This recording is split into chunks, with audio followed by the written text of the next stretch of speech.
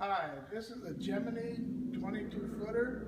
It's a combination boat of fish and cruise. Tritoon has 115 horse four-stroke, the new high output. And as we proceed through the boat, the front end has a nice lounge area for sunbathing and also riding. Storage area underneath the console. Large console area with a foot platform. Also has a fish finder, full gauges, and it has a 13-person capacity. As we move to the rear of the boat, there is a big area that's set up for fishing. 2 seats in the rear, a big live well.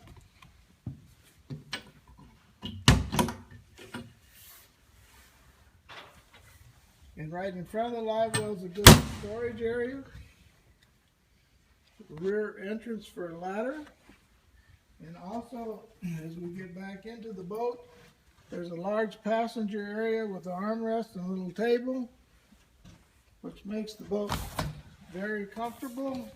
Do everything you want with. Also, there's a storage area for a little trash can underneath this headrest.